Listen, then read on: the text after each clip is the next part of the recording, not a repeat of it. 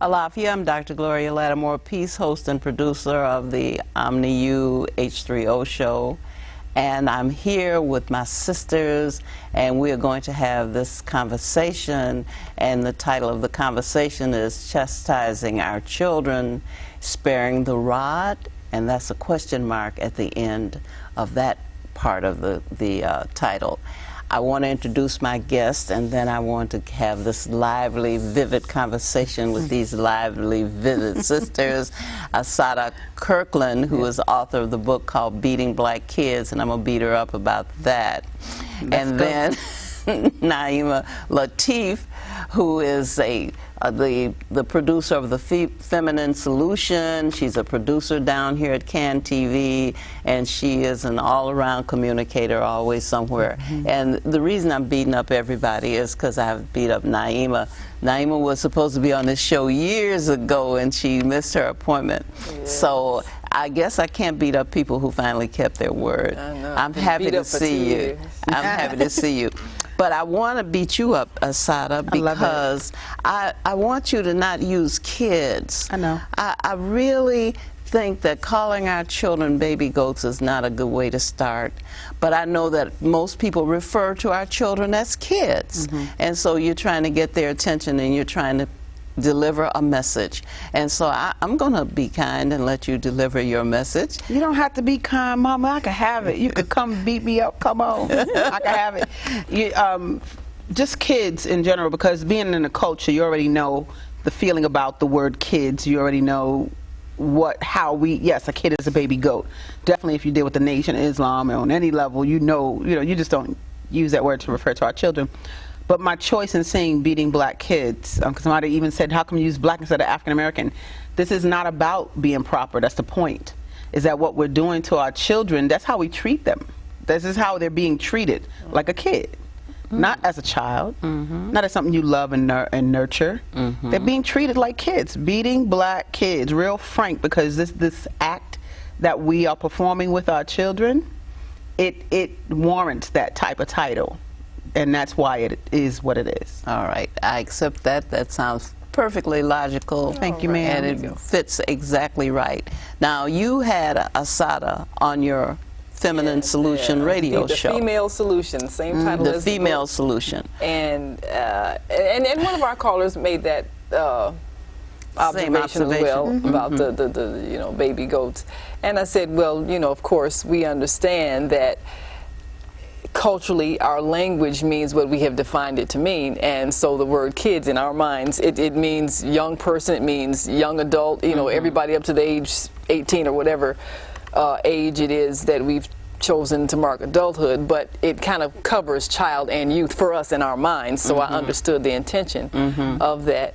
And it was a very interesting exchange on our radio show, because we've had this discussion before, and there's always intense defensiveness of hitting your child to correct their behavior. So I know I've got some staunch, you must beat your child kind of parents. And when she talked about the brain damage that happens as a result of you hitting your child, particularly under the age of 4, that just sent a light bulb in my head. And I said, I got to get this book to all of my parents who think that it's okay to spank your child. Because my point of view is that if the child is too young for you to explain to them what they did wrong, they're too young to understand why you're hitting them. So I'm so glad that she explained it so well, and the fact that there isn't any nice way to beat your child, there isn't any polite beating you can have and make it make sense. Calling it spanking doesn't make it better.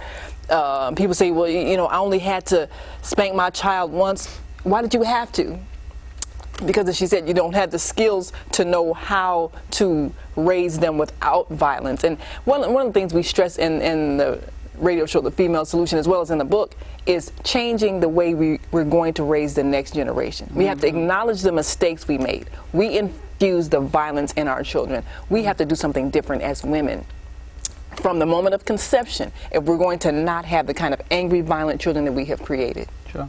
All right, now that's a good tie-in. Seems like to me I've got a team here. You sure do. Yeah. Okay, so come on with it. Well, basically, I mean, I loved being on Naimah's radio show primarily because the questions were great. She has great in-depth questions for me to help answer, and I could answer all of them. I love them. This topic is so heartfelt for me, but there are tons of levels of things I can say about it, but I'm going to refer to what you said about the brain development. A lot of people don't know, and in me doing this work, I've learned more. But if a child has stress in them from being hit all the time, constantly hit, constantly yelled at, you know, we try to say there's a difference between beating and spanking, but there's not. The body is experiencing pain in both scenarios. We rationalize and intellectualize about our intention on doing the hitting, but the body is still experiencing hitting. And every time the body experiences pain, cells die away. And so we need to be aware that that is occurring. That's what's happening to the body. And we say, well, I beat him out of love. It's like, well, let me slap you out of love right now. Can I do that? And they don't ever want that. They don't want to be slapped out of love because it doesn't make sense, right? So my thing is, raise your skills and not your hands to discipline children. Let's do that, you know, so that you can get them to behave even beyond behaving. Because before you get to behavior problems, there's just communicating. There's a belief that they can't understand what we're saying at 2 and 3 years old. But back to the brain development part, it's like if they have stress in them prior to 4 years old, there's a part of the brain called the regulatory part of the brain. It's the part of the brain that makes decisions in times of adversity. But if there is stress in the children before they're 4, the regulatory part of the brain doesn't develop. So we have a community full of people that probably don't have regulatory equipment. And that makes sense because when you look at one's ability to handle adversity, we don't quite have that down pat yet. You could tell by the way the community looks. So it explains it. You know, if we all have this level of stress in us before 4 years old, that's something we need to handle and treat our offspring differently. Well, if we're going to get on the subject of deficiencies and things that we don't have, there's a book called Television, the Plug-in Drug, in which the author's, her name is Wynn, makes the argument quite convincingly that viewing television at an early age prevents the development of the faculty for compassion. In other words, empathy does not develop because you are detached from the events going on. And so consequently, the whole idea of putting yourself in the other person's place, feeling their pain because it is actually your pain, does not develop. And so eventually you get, I don't want to say antisocial people, but you get people who lack the ability to relate to each other in the ways that would allow them to regulate their behavior toward each other. So if we got all this kind of stuff going on, and we know that all children, including our black children, spend a whole lot of time with electronic devices. At that time, when she wrote her book, it was just the television. But now you have all of these other things detaching you from the ability to imagine the other, imagine yourself in the place of another. So you have this added to that problem. See, I want us to look at, because this is 2014, and these children are technological children. They are a little different. Babies swipe books. Like you give them a book and they've been going like this, like it's an iPad, like swiping. Infants, they're a different child with a different ability level, different interests. And while what a TV was and technology might have been for our generation, it may not be that for them. So but it's still an electronic device. I'm sure. And here's the thing, and here comes the raise your skills and not your hands component of it. We have to counterbalance on that. We have to balance that out. So if there's the technological part is here. That's their world. This is an I world for them. And so if that is taking something away, then that's where we come in. You have to, but we have to recognize it is. See, and we have to get our skills up. Because I have a daughter who will tell you, I ask her sometimes, how do you know that? She says, I watch way too much television. Like she'll say that to me, right? But what I know as a mom is I have to counter that with questions every day. How was your day? What happened? How do you like this?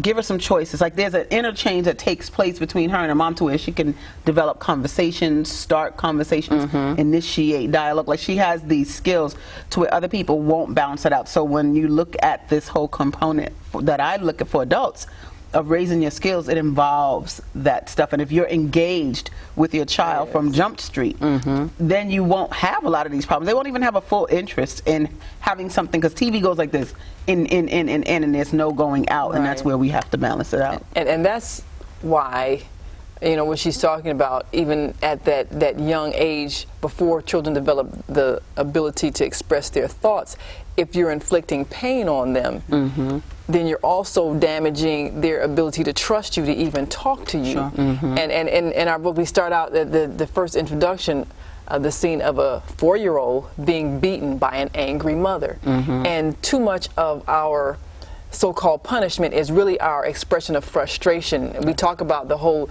single mother situation, where sometimes a mother's got to work 2 jobs and she's frustrated because she doesn't have help, and a lot of times she's putting that anger on the child, and so the child is ingesting a lot of anger that can't be expressed, because you can't hit back an adult. You can only hold that anger inside, where it later explodes. But you don't trust the person who hits you at some point, and you lose a lot of ability to trust because of being hit at an early age, before you can express your thoughts. And when no one bothers to ask you why you did a certain thing or what your intention was, they're just hitting, because that's how we tend to believe that's what you're supposed to do.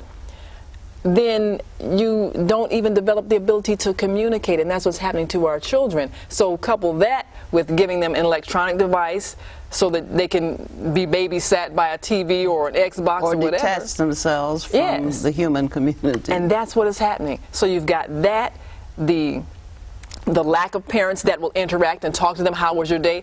We get answers like, you know, when our children ask things, why? Oh, shut up, none of your business. So we learn not to trust the people who are raising us. We learn not to trust the mothers that hit us. We learn not to ask questions. We learn not to talk and not to conversate, because that's what they were taught a parent is. I'm the authoritarian that's supposed to make you behave.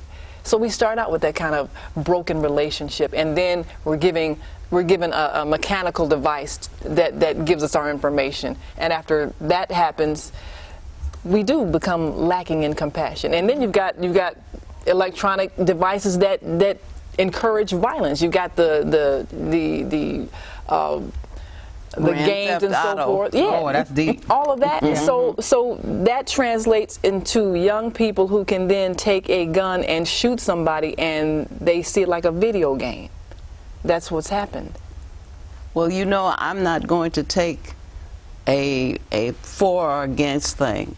What I'm trying to do is come into this with the question of, what is it that parents need to learn to do, if they don't already know, so that they can discipline their children, because children do have to be corrected. They have to be disciplined. You cannot allow children always to do what occurs to them to do, because sometimes they don't know they shouldn't do it. And so when you're in a situation, here's one small example. This father would put the child to bed, and the child would immediately get up again. Father would put the child back in the bed. I saw this happen. Child would get right back up again. The father would be talking to the child and explaining to the child it is your bedtime, you know, and all the reasons why you should lie down, and if you don't go to sleep, at least stay in bed. The child would get up again. This was a child who was willful and who would not, who simply would not do at least that. I don't know what else in that household she didn't do that she was being asked to do. But this was a very small child who just... How old was the child? The child was, let's see, I would say maybe 3. I'm glad you got an answer too. I got an answer. Go ahead, girl. Go ahead. I'm not trying not to have an answer. I'm trying to have an answer. Sure. I'm saying the thing is to have understanding, and I'm glad you used that example. A 3-year-old. And see, what we do as adults, we project our intentions onto children. Oh, they're being disobedient.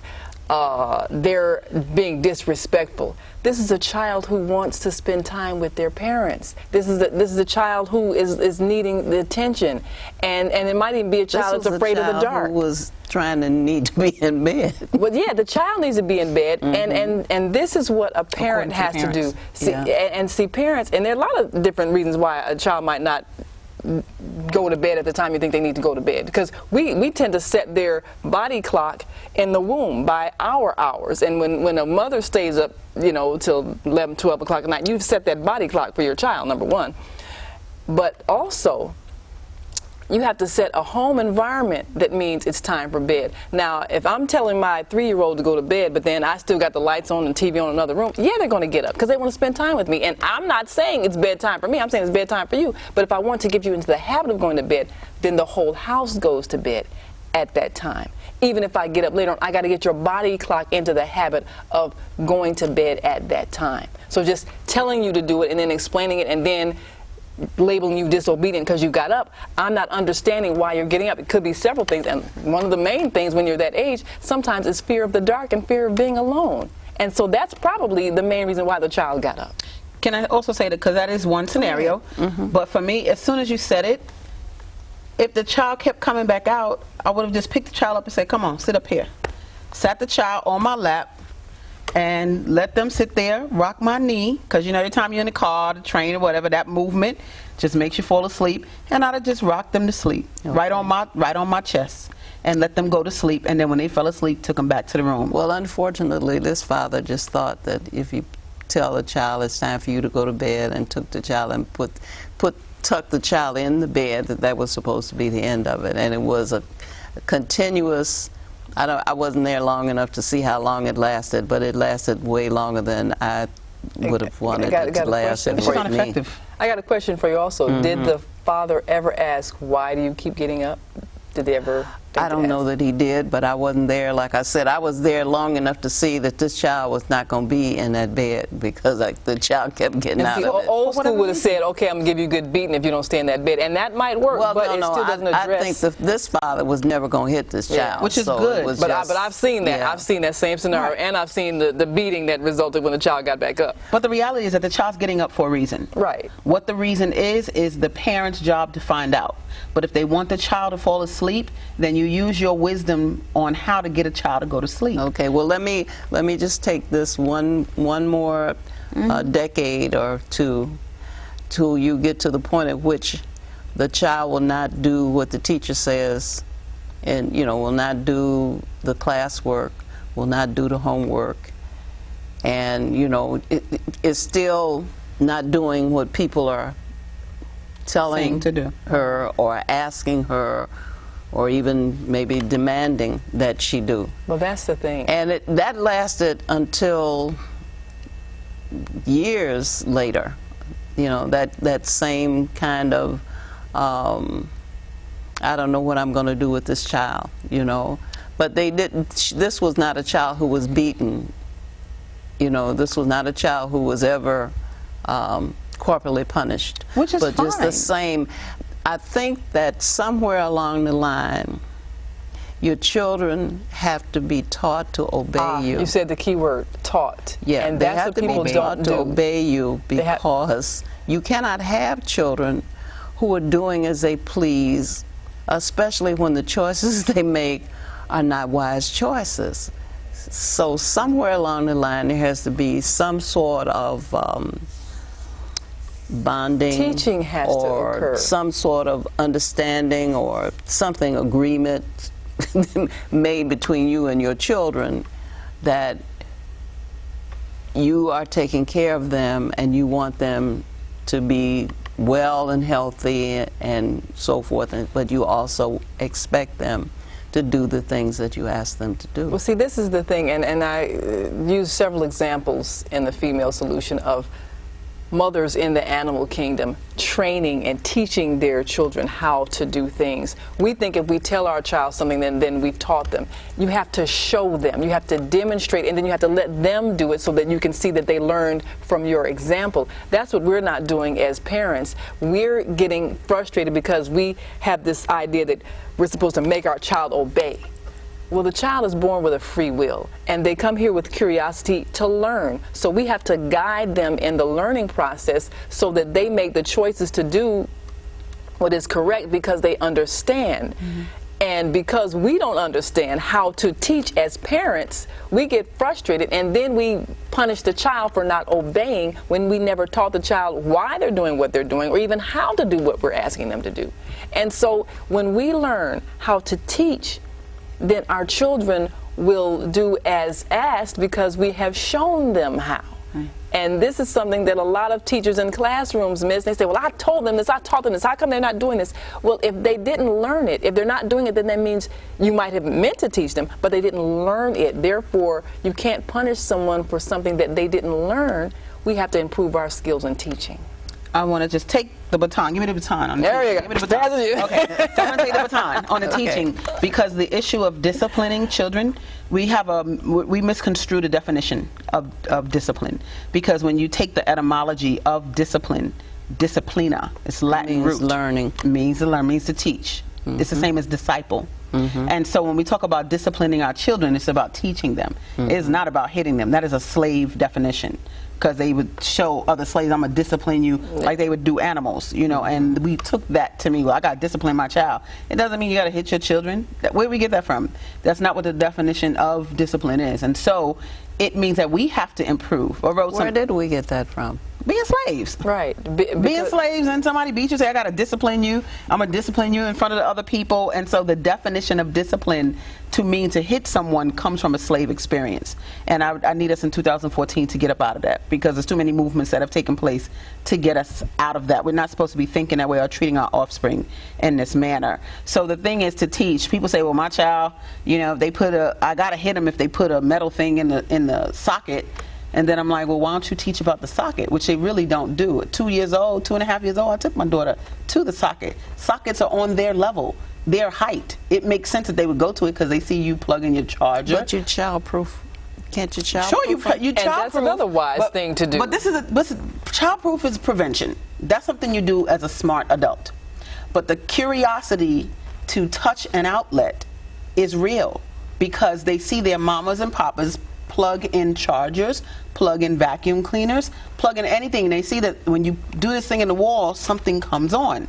So obviously they're curious as to what is that thing. The teaching, the lesson in come over here, let me show you what an outlet is something I have never really seen done. It's something I definitely did and explained the full thing to my daughter at like 2.5, 3 years old. This is an outlet. This is how you hold a cord when you plug it in. This is rubber. This part is rubber, this part is metal. Like the whole breakdown. And so I didn't have a young child trying to stick things in outlets without an understanding. People don't even explain that. They don't explain the stove. They just wait till the child goes to touch it and gets burnt, and then they want to hit him. You didn't teach about the stove, but they're going to have a curiosity about the stove because that's where their food comes from. It's where they see you making things and opening and bread comes out or whatever. And so take them to the stove and explain what the knobs are, how it works. Show them the fire. Pick my daughter up. You see the fire? All right. Now, let me hold your hand. You see that, how hot that is? That's hot, right? And just explain what the consequence can be with that. And so she didn't have a desire to go and try to find out how it works because her mama taught her how it works. So you did preventive discipline. It's called just discipline. Well, I'm just saying you it's did. Just teaching. You did. Teaching. You presupposed that these things would occur, and so you taught them in advance. You taught her before she learned it the hard way. No. I didn't teach her before she learned it the hard way. It's that what you do instead of them learning from television teaching. No, I'm saying that you taught her before she had the experience on her own, because you presumed that she would have the experience if you didn't teach her. See, that's the difference. Okay, I don't understand what you're saying. I didn't do it in light of her probably having a problem later. I taught it as a mom who just teaches a child. It's the same way that I said to her at 2 years old, look at the moon. That's a crescent moon. That's a half moon. That's dawn. This is dusk. Like, it was the same type of lesson, so that as she grew up, I would say, when she got to, like, let's say 5 years old, what time of day is it right now? Look at the sky. And she would go, dusk. You know, it was that type of lesson. And so it was all of that teaching just happens so that as she grows into an adult, and she's 11 now, so as she grows to that level, those things have been handled. My daughter's a published photographer, and she's 11 years old. She has a book out, a book series. She has her own website. But that's the type of being I want us to raise, somebody who has that type of knowledge early. See, the thing is, we have the mistaken understanding of what parenting is. We think that our job is to get another being to obey us. And we think that our job is to instill fear in them so that they will obey. Do you really think all parents think that? Yes. Because that's what they were taught. You don't want to do that. You don't want to do that. No, it's from what they say. It's not. It's from what they say. A lot of parents do that. They say it. Listen to the language. Listen to the language that we hear. You have to get your children to obey you. Why don't you make your child mine? Why can't you control your children? Whenever you see a parent out in public and their children seem to be, you know, touching things or acting out, that's what is said. And people will look down on a parent who is not controlling their children. Parents ought to be responsible for the behavior of their children. You should teach your children how to behave, not only at home, but in public. It's your job, and it's part of your job description. That is true. And if we understand that our children were born to learn and explore and create, our job is to guide them in that process by teaching them how to protect themselves from danger, how to learn, and yet at the same time not hurt themselves. And I give the example, one of the examples I give is a mother lioness training her children how to hunt. And she has them, you know, sit and watch quietly while she goes after a baby deer, and then she captures it and she holds it up so they can see it, and how she's, you know, holding it by the throat and everything, and then she lets it go so they can run after it and try it. Well, you know, her 3 cubs, they didn't quite get it right, but that was part of the training process, and she didn't go after and catch it and kill it so they could eat it. She wanted them to know, okay, if you miss a kill, you go hungry. That's part of your lesson. Understand, I'm showing you the technique. You're going to have to practice it and practice it until you get it right, because this is your survival. Well, this is the same thing we have to do as parents. Teach our children survival. Show them how. Let them practice what we've taught them. Just like she was saying about, you know, the stove. How do the knobs work? What we tend to do in our belief that we're supposed to control them, we don't teach them. They ask something, they'll say, well, how does this work? Well, what is that? And we'll say, shh, be quiet. You know, I mean, we do that all the time. Who are we talking about? The ones I see on the bus every single day. All the time. Okay. When we're in a me. hurry and our children are asking things, we don't either know the answer, don't have time to answer a lot of times, or they'll ask something maybe even personal and we'll say, that's none of your business. So we're not teaching them, we're controlling them, but we're not teaching them. And this is the mistake that we make, because what they learn is that their curiosity is not welcome. So they get into a classroom where a teacher wants them to ask questions, and a lot of times, unless they've been encouraged by parents who let them know you're intelligent, if they're the ones who've been told, shut up, you're stupid and all of that, they're not going to raise their hand and answer anything because they're used to being cut down. We do that. We suppress the natural curiosity in them by telling them their curiosity is not welcome. It's bad. I mean, how many times have we seen somebody who will get a new toy or even an electronic device and pull it apart and break it up, and then the parents say, oh, you little bad child, you broke that. Well, that's probably somebody trying to figure out how it works. Exactly. I always probably do that. a scientist. Yes, but we crush that in the child. Well, not necessarily, but certainly a child who wants to know how something functions. That's all they're here That's to do. what the They're do, not though. being bad. They're not being disobedient. They're not trying to get on our nerves. They're trying to learn. Their brains are growing, and we crush it, and we kill the brain cells by hitting them when they break something. Don't do that to the parents. Well, I mean, it's true. I mean, we have to face what we've done. Don't make. I'm not saying everybody does. Parents. Don't make parents the bad guys. But understand. We have to understand we did it because we didn't know any better. We have to admit that we've done it so that we can. But not all learn. Not all parents behave in this way. I was thinking, as we've been talking all this time, I was thinking, I have children, I have grandchildren, and I will never tell you that I didn't spank my children growing up. I don't think I did it that often, because intelligent children don't have to be brutalized. They don't have to be touched at all. Intelligent children get it, you know, so you can get them to stop doing something without beating them to death. All children are intelligent. But I'm just saying some choose to explore with their free will more than others, and that doesn't make them less intelligent. That makes them make a choice. I'm not speaking on whether other children are intelligent. I'm saying that I didn't have to continue to correct about the same things because my children were intelligent, and perhaps the other children who are equally intelligent still got beaten because they had parents who would do that. But I wasn't inclined, didn't want to do a lot of that. I wanted to be understood, and let's have this go the way that it needs to go. Well, I'm going to challenge a statement. Well, you unchallenged the idea what I am that saying a child is less intelligent because they don't obey. Because many of our most brilliant people were disobedient and rebellious. But you are not understanding what I'm saying. I'm not saying that children who got a lot of beatings weren't intelligent children. They may have been intelligent children being beaten. I am saying that I didn't find it necessary because I was able to get results. And I based that on the fact that my children understood very quickly and learned very readily what we needed to be doing in order to get things done. So what I'm saying is I'm not backing down off anything I said, because I'm not saying that all children aren't intelligent. I understand that.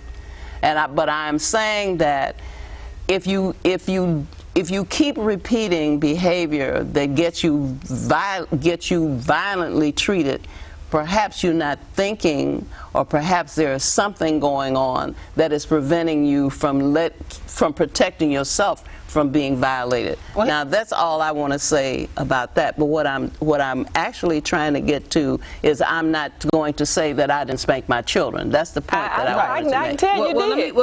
I see a little bit of a defensiveness. But wait. Listen, the defensiveness about spanking my children is there were some times that I think I wish I hadn't. Right. But that's the defensiveness. But I did feel justified in many cases when I did do it. So that's why I said I'm not going to take pro or con on it, because I have done it, and I have done it, I think, for the right reason.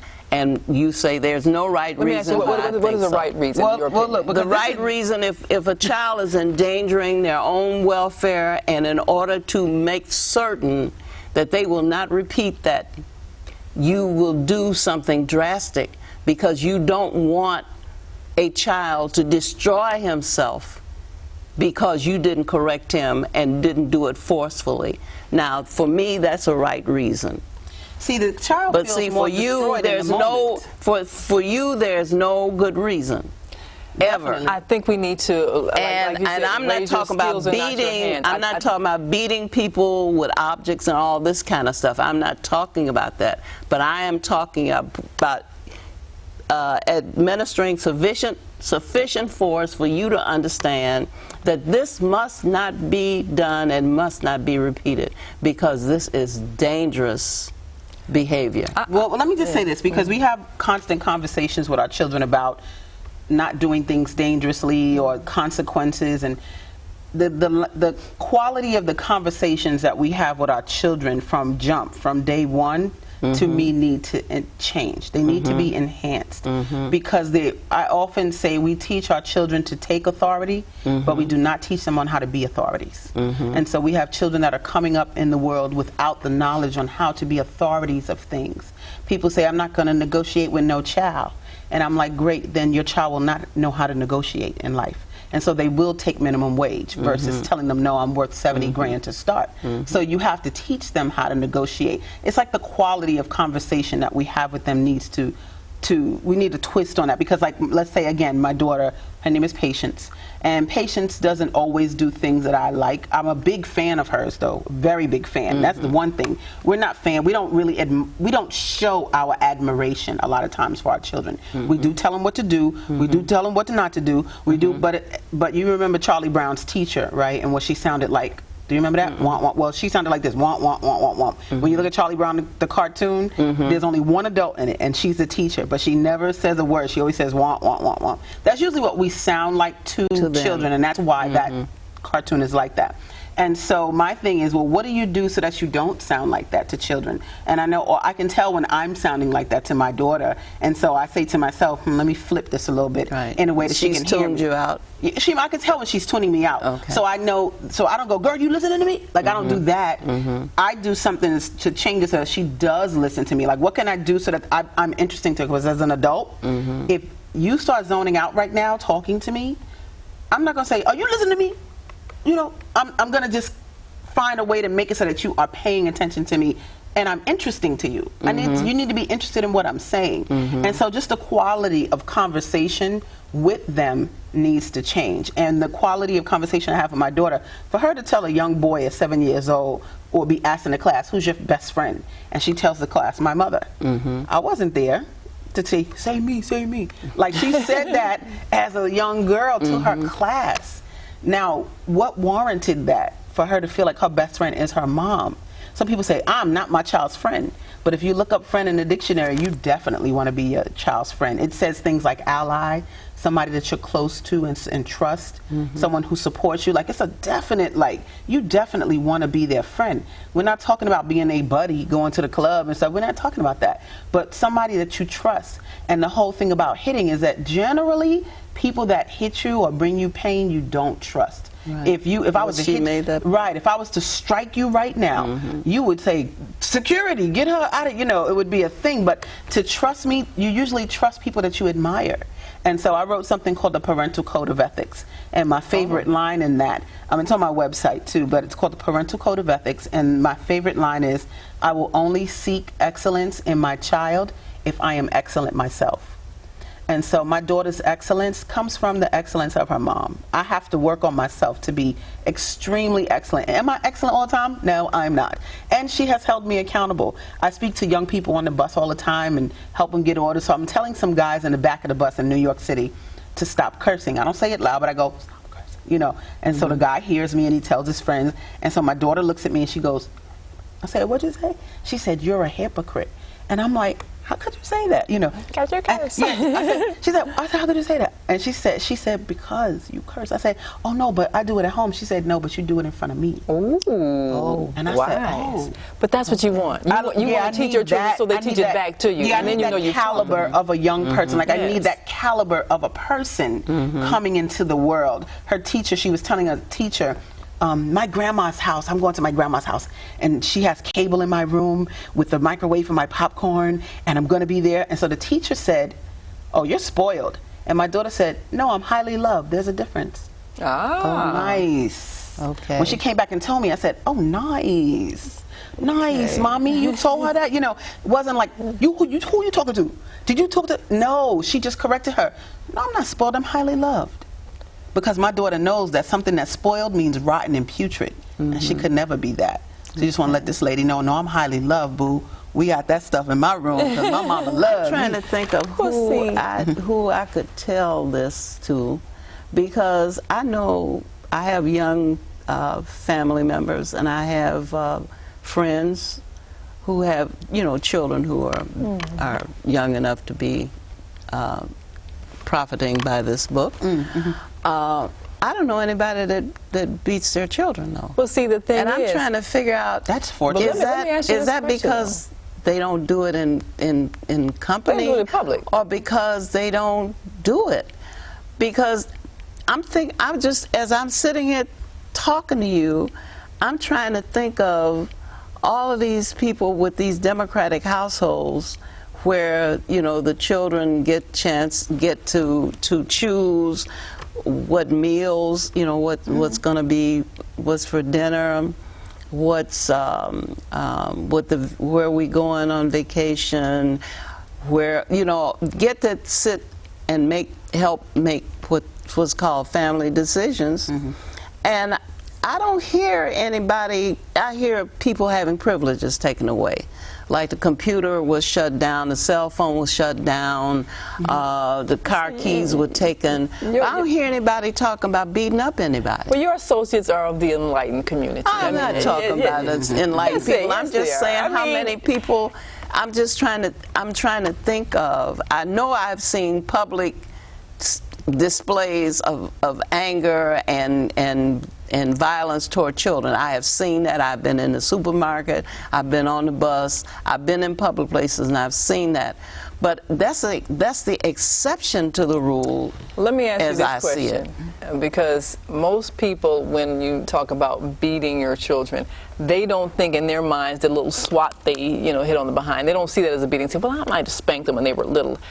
And so they don't include themselves in that group of people that hit their children because we say the word beating. But a beating, even done with a smile, done politely, done when you're calm, it's still a beating.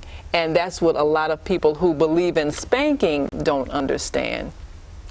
What it is we have to do is develop more patience and understanding as parents, because we keep thinking that our job is to control.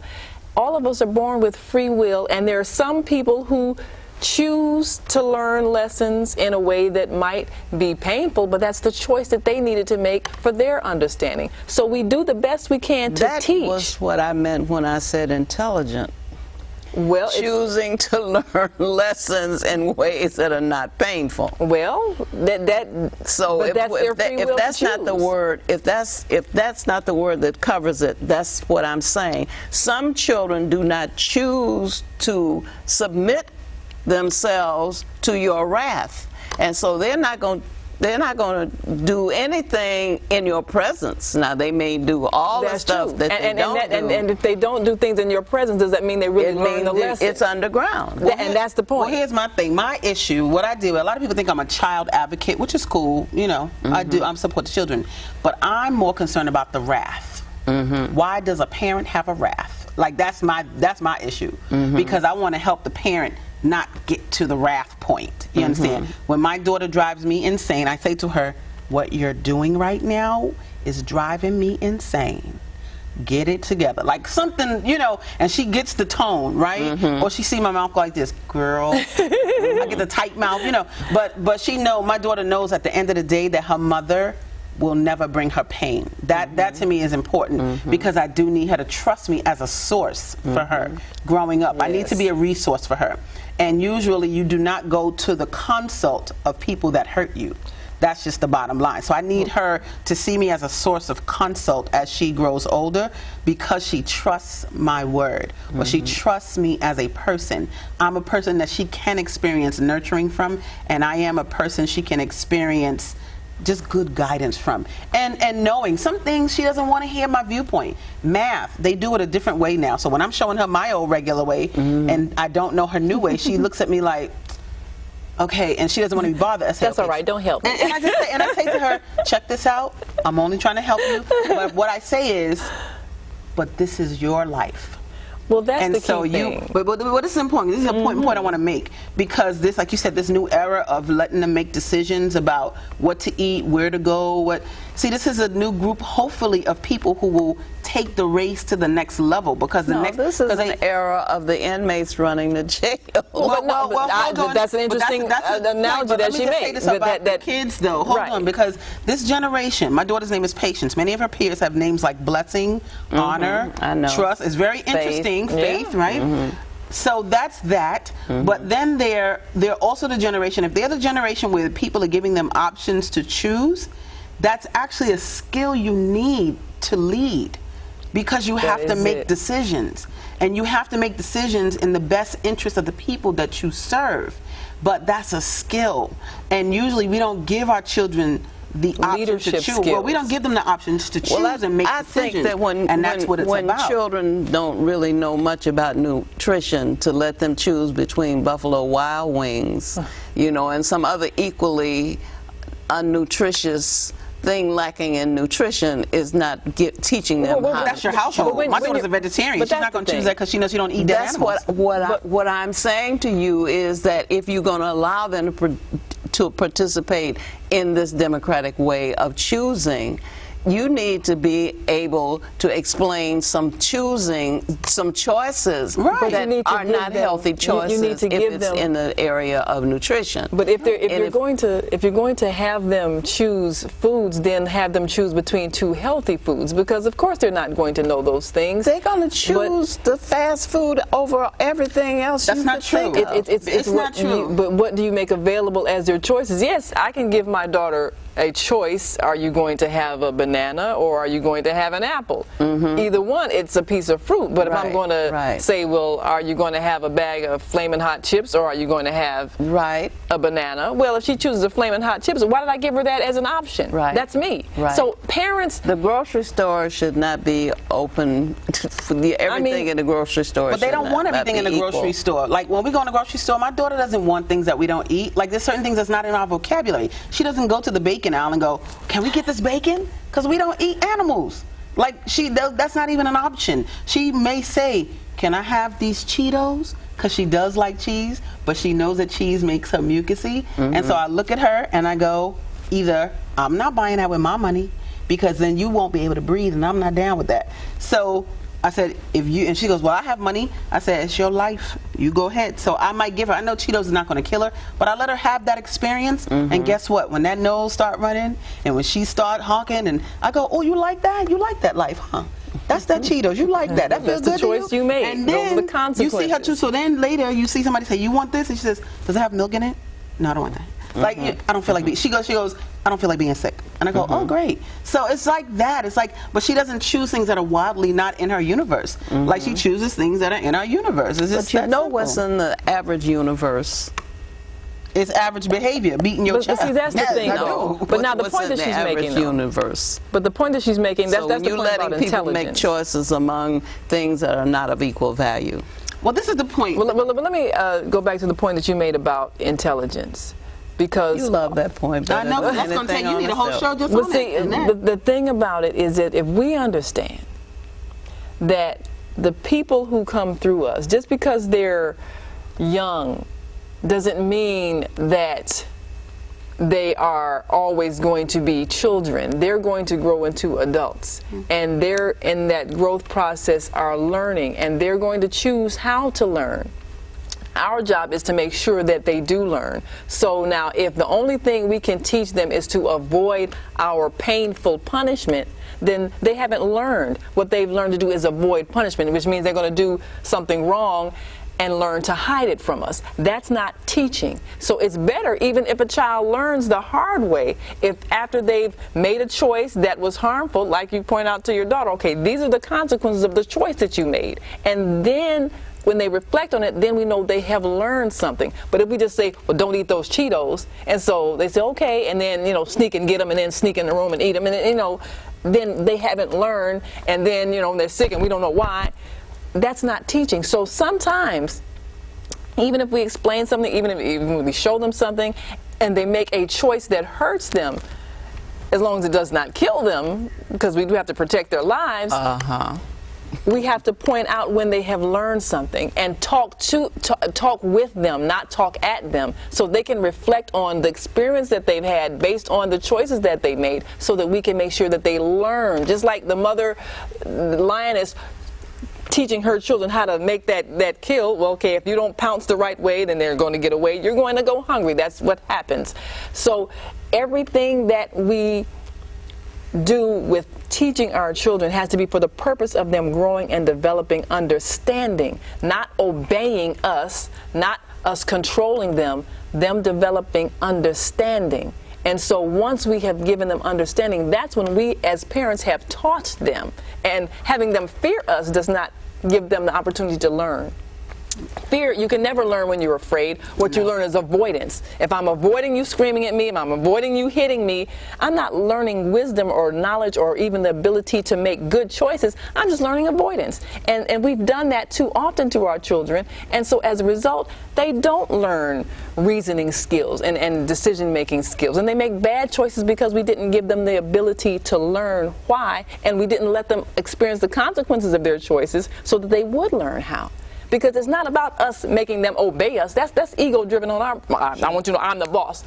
How's that giving wisdom? So we have to as parents develop better skills in teaching and guiding the souls that come through us to learn.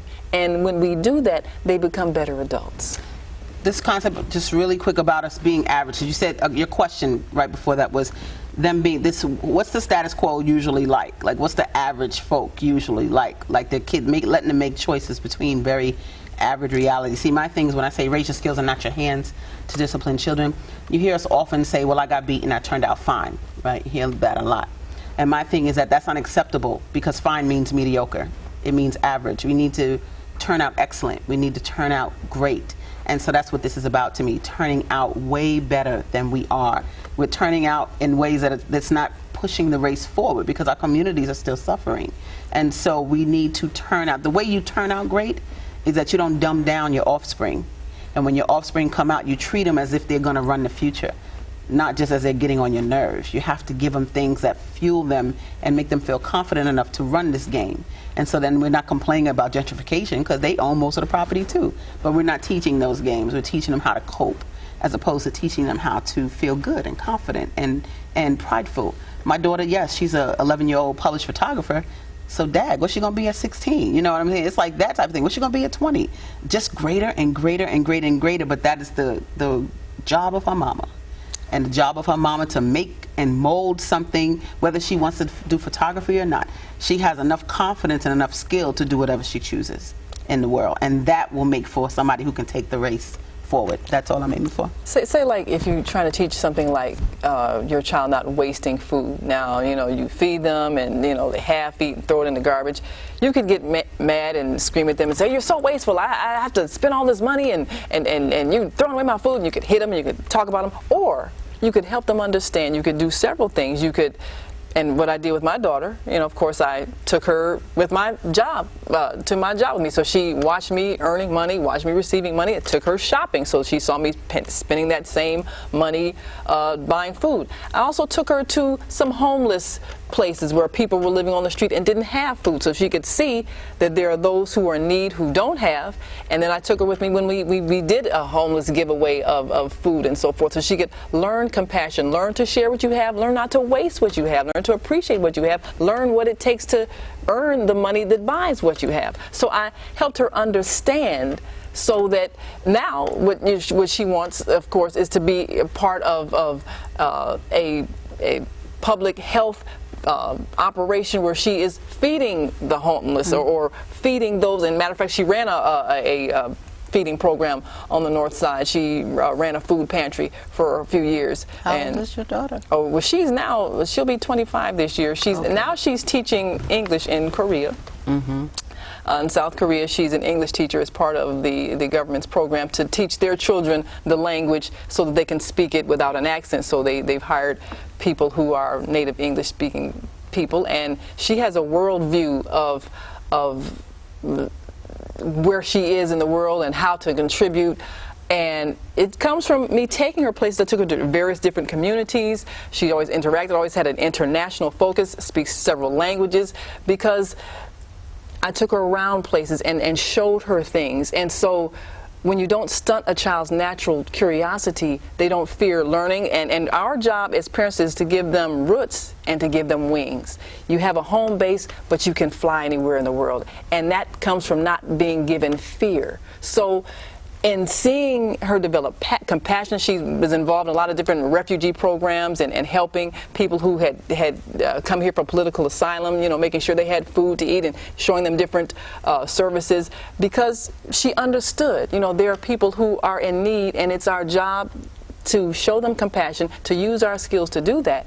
And when we help our children understand that why they're doing things is because they owe the greater human family, then the reason for doing things is greater. The reason for learning is greater, not just to go out and get a job, but to contribute to the human family, contribute to society, develop your skills so that you are a contributor, you're helping life for others.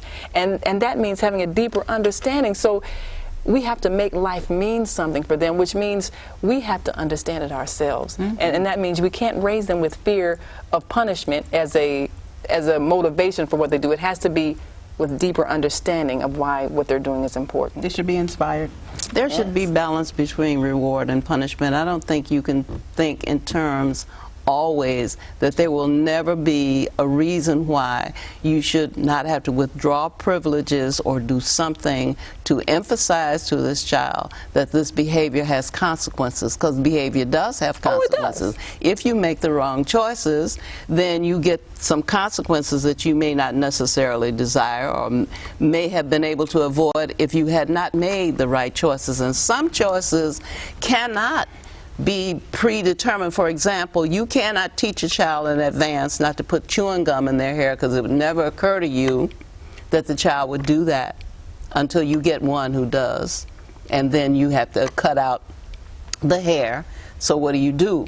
You then tell the other children that they should not do it. So some things children do are not to be anticipated. But the point is that we want to love our children, because that's for me, that is just the bottom line, that we must love our children and we must teach our children, and we must do all that we can to protect them, to provide for them, and to look out for their best interests. But at the same time, I'm not sure that we're ever going to all come together as a community and decide that we are not going to ever use corporal punishment.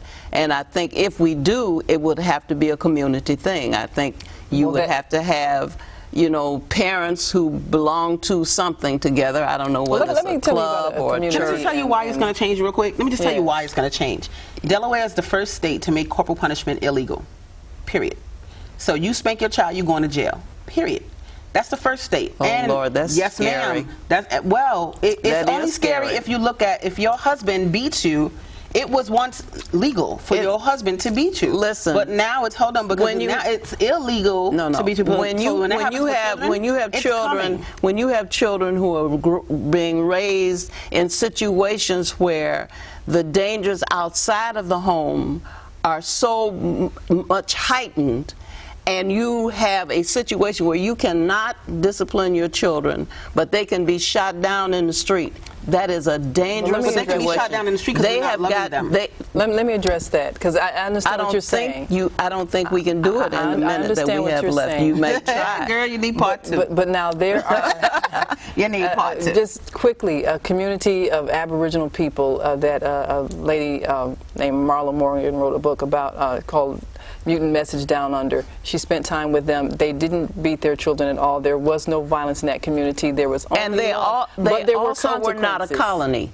Well, it makes a difference. A nation is a nation. A colony is a group of people who are controlled by external forces. You have a different set of circumstances, and you must protect your children, and you must correct your children so that they won't make mistakes that will get them killed in the streets of the colony. Now, you just have to understand that you can't keep comparing things that don't have a comparison. When you have people who have the land, who control their own community, who have a hierarchy of authority from their elders on down, that's one situation. But where you have a situation such as the one that we are in presently, you have to have some means of protecting your children and correcting your children, or you will allow them to be prey. You will allow them to behave as though the world, they're entitled to do as they please, exercise their free will. You will get them more harm. They will inherit more harm than you will save them from if you were talking about just getting them a spanking. Our job is to transform the children so that we got to transform the communities that we send the children into. That is true.